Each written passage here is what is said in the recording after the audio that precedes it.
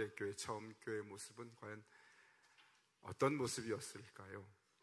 지금 우리가 모이는 이 교회처럼 많은 사람들이 한꺼번에 모여서 예배를 드리는 예배당 건물은 도대체 언제부터 존재했을까? 여러분 한번 궁금하게 생각해 본 적 있으십니까? 제가 이를 살펴보니까요, 로마 시대에 우리 신앙 기독교가 시작됐잖아요. 그러다 한 300년 정도 동안 핍박을 많이 받습니다. 그러던 중 313년에 기독교가 로마에 공인을 받게 됩니다. 그 즈음에 300년 즈음에 이제 교회 예배당이 건축가들의 설계의 대상이 돼서 그렇게 예배당이 자리하기를 시작했습니다. 그 이전에는 기독교에 대한 환난 핍박이 굉장히 심했습니다. 그래서 그 핍박을 피해서 많은 사람들이 카타콤 같은 그런 피난처로 숨거나 대부분 자기의 가정에서 예배를 드렸죠. 가정의 다락방에서 모임이 이루어졌습니다. 그래서 초대교회 모임은 가정에서 모이는 그런 모습이었고, 우리는 이를 가정교회라고 부릅니다. 쉽게 말해서 집에서 모이는 교회라는 뜻이지요. 예수님이 이루신 처음 교회 사도행전의 1세기 교회는 가장 중요한 게 무엇인가 하면은 영적인 관계를 중요하게 여겼습니다. 그래서 교회를 성경에서 표현하기를 예수 그리스도의 몸이라고 그렇게 말합니다. 그리고 교회를 하나님을 믿는 하나님 나라의 가족이라는 그런 관계를 중요하게 여기는 그런 표현들을 가지고 교회를 묘사했습니다.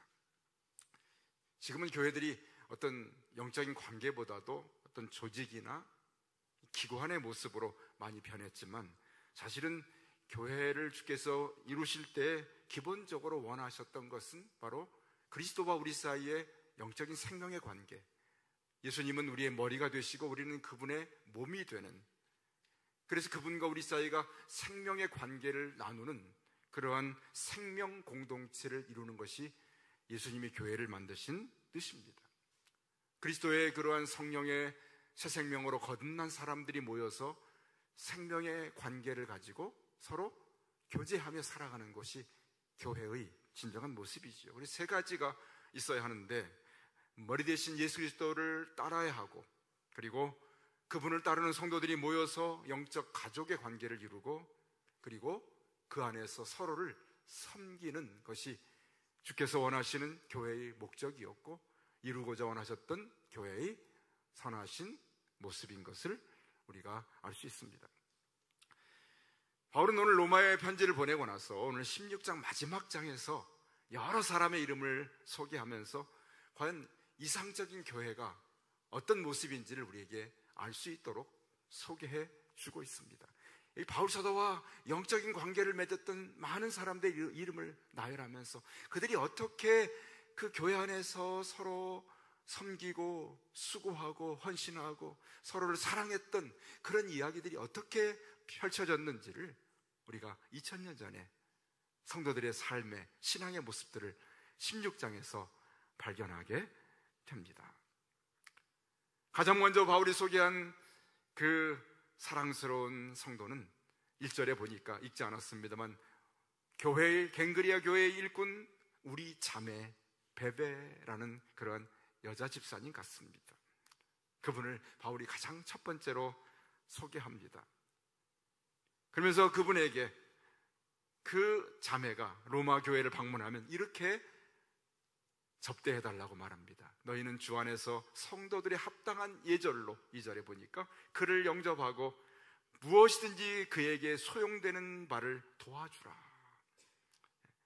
그분이 교회에 오면 잘 영접하고 잘 도와주라고 말합니다. 그 이유가 뭔지 아십니까? 이는 그가 여러 사람과 나의 보호자가 되었음이라, 이렇게 말합니다.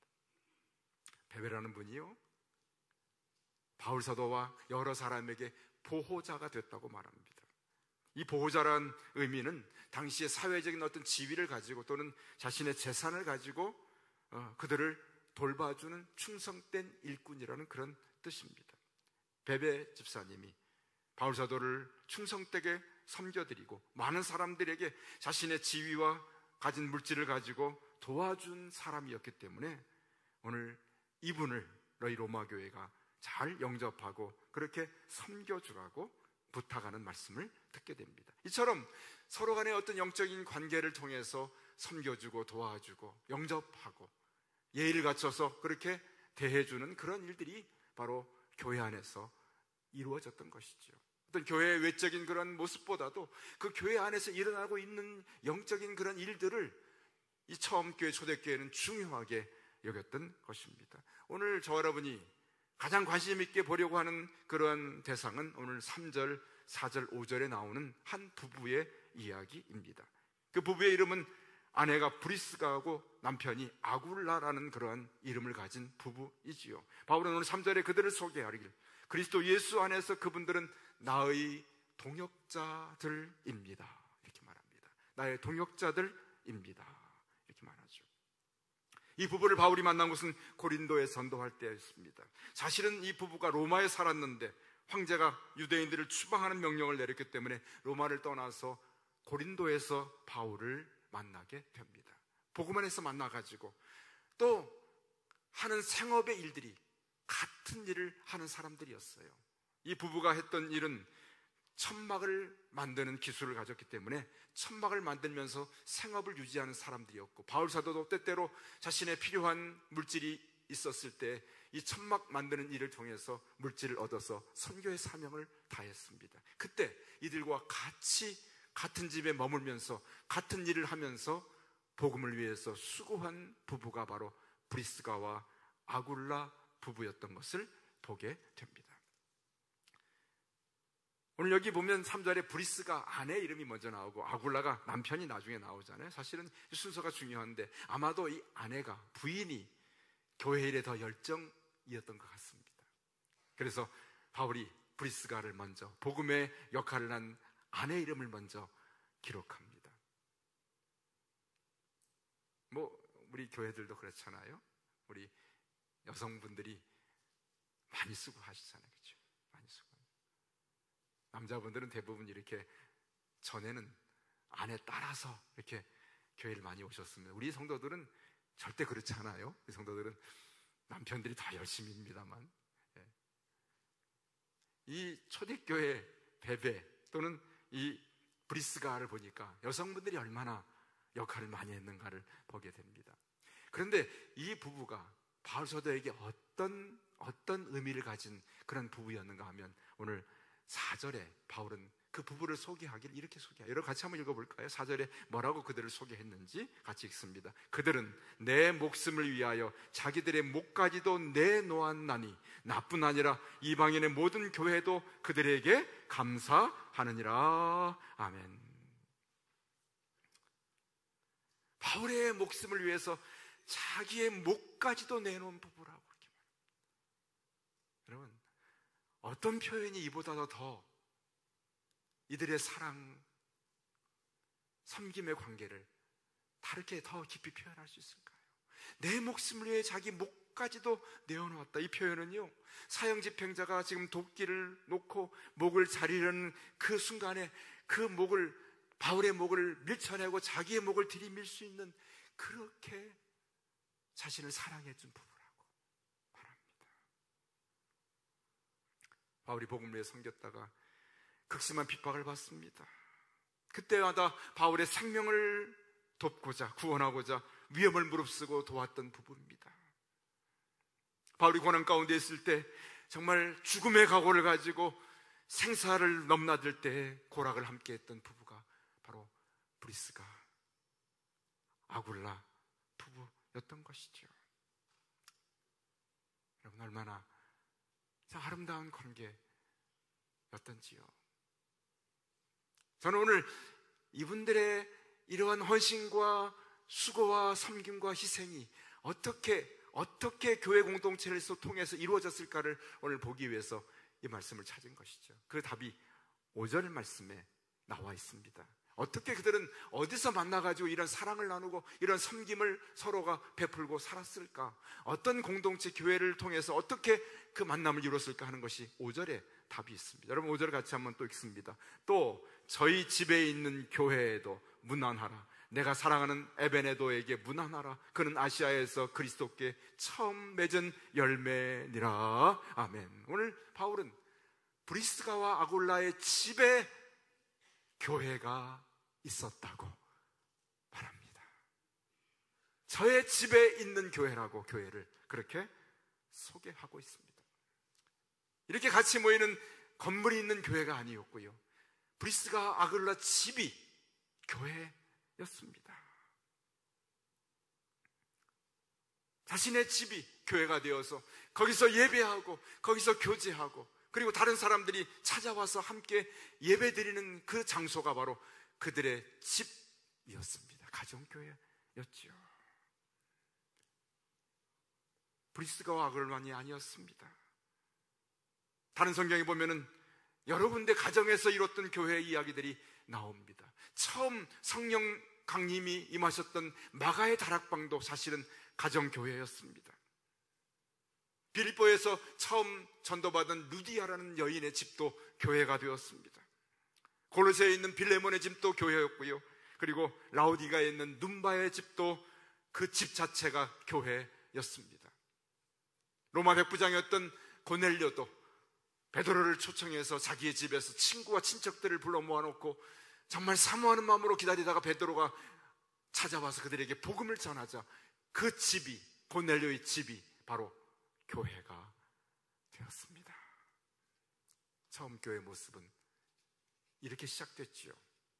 믿는 사람들의 가정에서 교회가 시작됐고 그 가정에서 작은 그룹이 시작되면서 거기서 가장 교회에서 중요시 여겼던 것은 바로 서로가 서로를 사랑하는 사랑의, 영적 사랑의 관계였던 것입니다.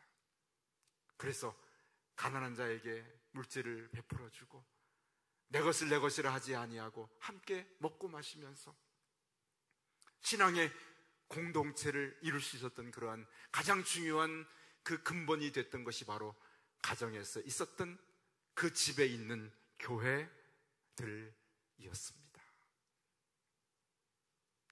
이런 한번 상상을 해보시면요, 그 모임이 어떻게 이루어졌을까요? 예수 믿는 것을 드러낼 수가 없었습니다. 성도들이 모일 때마다 그때는 성찬을 베풀었거든요. 떡을 떼고 그리고 잔을 나누면서 그 떡을 먹으면서 뭐라고 합니까? 이 떡은 예수님의 살이라고 먹습니다. 잔을 나누면서 이 잔은 예수님의 피라고 마십니다.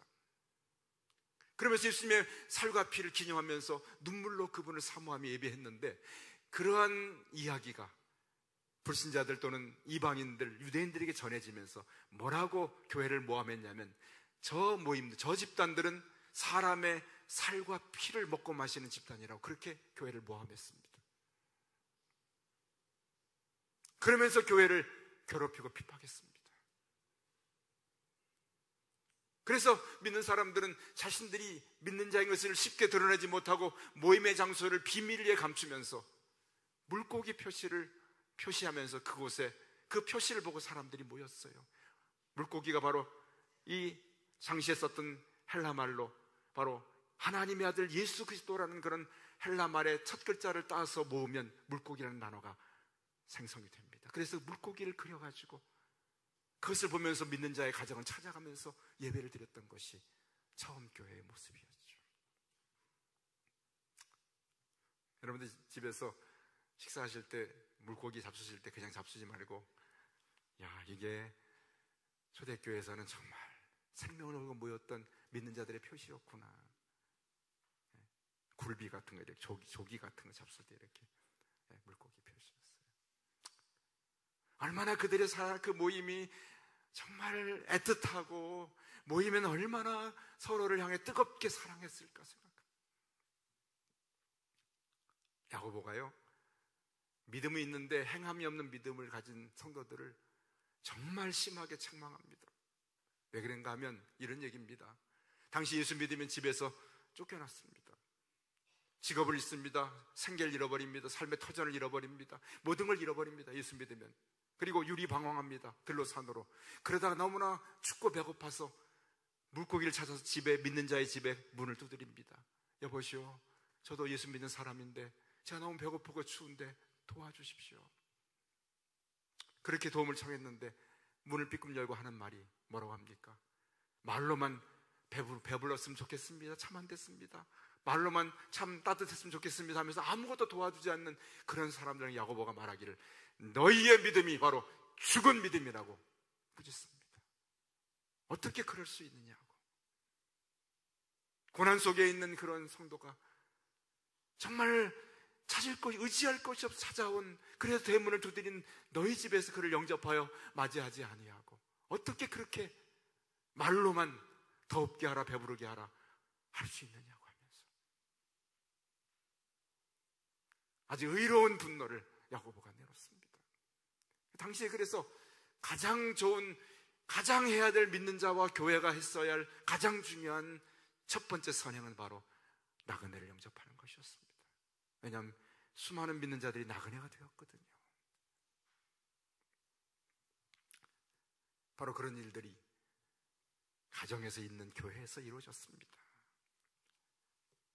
지금 우리가 모여있는 이 교회 모임을 대교회 모임이라고 부릅니다.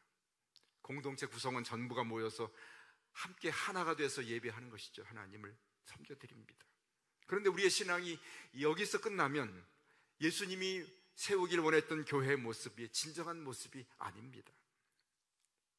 초대교회는 관계 중심의 교회라고 말씀드렸습니다. 작은 어떤 그룹을 통해서 그들이 가정에서 모여가지고 서로 사랑하고 나누고 그렇게 하면서 그 교제를 통해서 교회의 신앙을 이루고 서로를 격려하고 서로를 위로하고 그렇게 해서 힘을 얻는 것이 교회의 가장 중요한 모습인데, 우리가 이 대교회 그룹으로 끝난다면 우리는 예수님이 이루고자 하는 교회를 이룰 수 없고 그런 신앙을 누릴 수가 없는 것이죠. 관계 중심의 신앙생활을 실천할 수가 없습니다.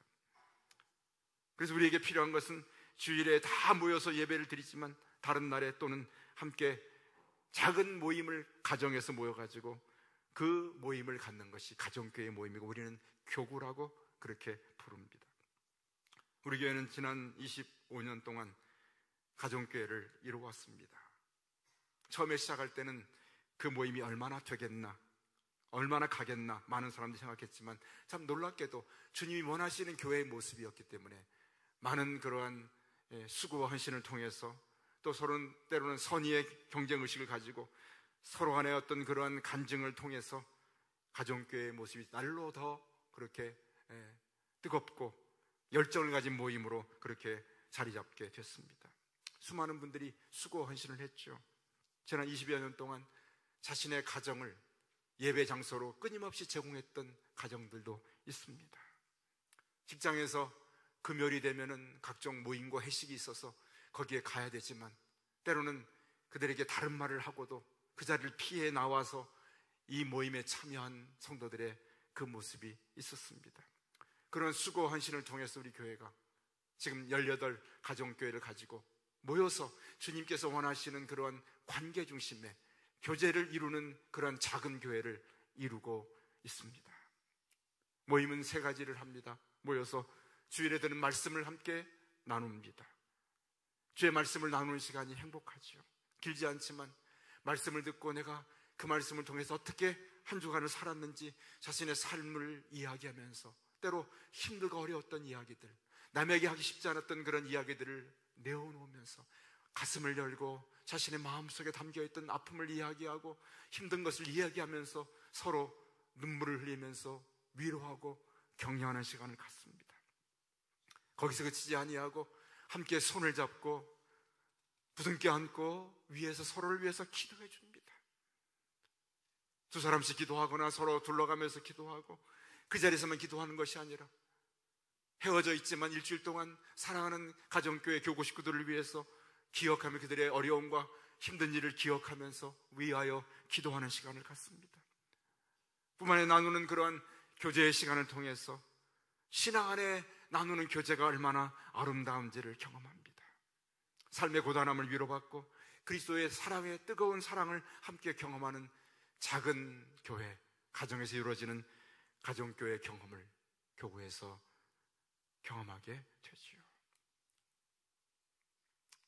제가 가끔 식당에 가서 보게 되면 이렇게 모임들을 할 때가 참 많이 있습니다. 몇 분들이 모여가지고 이렇게 모임을 하죠. 어떤 동창회라든지 동네 개 모임이라든지 또는 어떤 그 운동 좋아하는 분들 운동 또는 모임 뭐 그런 모임들 하잖아요. 대부분 이렇게 무슨 얘기들 하시나 귀담아 듣습니다. 목사기 때문에 무슨 엿들려는 건 아니고 이렇게 사람들은 무슨 얘기를 하나 듣기 위해서 이렇게 들어봅니다. 들어보면은 뭐 대부분 뭐 자기 자랑을 하거나 뭐 살아가는 그러한 뭐 이런저런 좀 이렇게 중요하지 않은 이야기들을 나누는 걸 보게 됩니다. 그리고 그 모임 속에는 항상 이렇게 우리가 믿는 주님 말고 또 다른 주님도 이렇게 나오잖아요. 이렇게 한 잔 해서 이렇게 드시고 하는 걸 보게 됩니다. 뭐 육적인 즐거움의 모임이지요. 그런데 여러분, 가정교회에 모여서 작은 교회에 모여가지고 함께 삶의 이야기를 나누고 말씀을 나누고 함께 기도하면 그때 누리는 그 마음의 기쁨, 영혼의 기쁨은 세상 그 어디서 얻을 수 없는 영혼의 위로와 소망과 그런 평안과 기쁨을 그 자리에서 우리 영혼이 맛보게 될 줄로 믿습니다. 그렇게 마음이 깨끗할 수가 없어요. 정결해. 다른 모임에 따라 갔다 오면 때로 누가 심하게 자랑을 하면 시기심이 생기거나 화가 나잖아요. 또는 세상에 살아가는 이런 잡다한 이야기 들으면 머리가 복잡해지고 그러죠. 여기 나와서 사랑하는 사람들끼리 만나서 하나님 말씀을 나누고 서로 위해서 기도해주고 삶의 어려움들을 내어놨을 때 영혼이 위로를 받고 영혼이 맑아지고 깨끗해지는 그런 참 기쁨과 감사의 그런 시간들을 갖게 됩니다. 이런 만남을 통해서 가정이 변화되고 남편을 변화시키고 아내를 변화시키고 또 삶에 서로 헌신하는 자리로 나아가게 되는 그런 힘과 능력이 바로 이 작은 교회, 가정교회, 교구모에서 우리가 경험하게 되는 그런 기쁨과 즐거움입니다. 그렇죠. 그래서 우리에게는 이 작은 교회 모임이 얼마나 중요한지 알지 못합니다. 때로는 어떤 교회들은 목사를 슈퍼맨을 만들어가지고 목사가 다 모든 걸 잘하는 그런 교회를 만들려 합니다. 그럼 목사가 슈퍼맨이 아니죠. 그 이단 보니까 그 뭔 명석인가 하는 그분은 보니까 축구까지 잘하더만 그냥 축구 선수야. 시합하면 자기가 10골 다 넣어 혼자 10대 빵. 목사를 또는 어떤 존재를 사람을 신격화하거나 우상하면 안 됩니다. 목사는 목회를 열심히 하는 것뿐입니다. 그런데 목사가 목회를 해도 혼자서 다 자기 혼자 다 하는 그런 목회가 아니라 성도들이 함께 작은 교회에서 참여해서 함께 모든 성도들이 교회 일에 또는 함께하는 그런 작은 가정교회 일에 참여하는 교회를 이루는 것이 주님이 원하셨던 교회고 이상적인 교회의 모습인 것을 깨닫게 됩니다. 우리 교회도 감사하죠. 이렇게 18교구가 있습니다만 이렇게 우리가 먹는 맛있는 음식 이렇게 교구가 돌아가면서 식사 준비해 주셔서 너무 감사하죠. 사실 힘들고 어려운 일인데 다들 참여해서 해주시는 그 밥이 맛이 없을 수가 없잖아요. 다분들 그래요. 잡수시고 하면서 왜 교회 밥은 맛있는지 모르겠다고. 집에서 밥맛 없어 밥 못 사시는 분은 교회 와서 밥 잡수시면 돼요. 밥맛이 돌아오고. 그렇죠? 또 교회 와서 또 청소도 합니다. 섬겨드립니다. 저 길 건너 저기 산 너머 좀 잘 사는 동네 친구 목사님이 그래. 어느 날 여름날 더운 날 교회인들 청소를 시켰는데 어떤 분이 막 청소하다가 이렇게 막 목사님 나 힘들어 못합니까? 이거 좀 돈 낼 테니까 사람 사서 하세요. 그렇게 우리가 돈을 내서 사람을 사서 청소하는 것도 중요하지만 내 두 손 두 발로 예배장을 와서 걸레로 닦고 청소기로 돌리고 쓸어주는 섬김이 그 섬김의 시간을 통해서 내 영혼이 행복해지고 기뻐지는 것이에요. 그런 일들이 우리 교회, 교구, 작은 교인교회인 가정교회를 통해서 이루어지고 있지 않습니까? 그렇습니다. 오늘 우리 교회가 지난 20여 년 동안 교회를 움직였던 그런 가정교회, 작은 교회 교구를 또 새롭게 편성하고 오늘 우리가 첫 모임을 가지려고 합니다. 새로운 식구들과 함께 새로운 사랑이 이제 시작됩니다. 교회에 모여서 세상에서 얻지 못하는 힘을 얻습니다. 하나님 나라를 가르치고 배웁니다. 그리고 우리가 있는 집과 내가 속해 있는 방이, 세상에 수많은 집과 수많은 방이 있지만 정말 생명을 살리는 집이 되고 생명을 살리는 방이 되고 그곳에서 아름다운 영적인 교제와 관계가 맺어지면서 나 혼자 돌을 닦듯이 수양하는 신앙이 아니라 함께 만나서 공동체를 이루며 그 서로 섬겨주고 서로 사랑하고 수고하고 헌신하는 공동체를 만드는 것, 그것이 주께서 원하시는 신앙생활이요 주께서 원하시는 교회 공동체인 것을 깨닫게 됩니다. 아름다운 시냇물이 흘러가듯이 시냇물이 흘러가면서 그 물만이 낼 수 있는 아름다운 노래가 있지 않습니까? 시냇물이 흐르면서 우리에게 들려주는 노래, 그 노래가 우리들의 작은 교회, 가정교회에서 흘러나옵니다.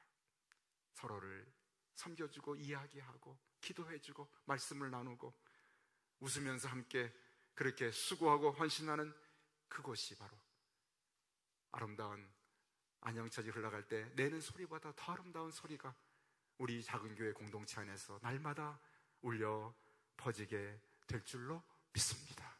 여러분, 그곳에 모여서 주님이 원하시는 진정한 교회의 처음 교회의 모습이 살아있고 그곳에서 체험되어지고 그곳에서 날마다 힘있게 세워지는 역사가 있기를 주께서 원하고 계십니다. 성도들 모두가 다 우리 작은 교회에 속해 있습니다.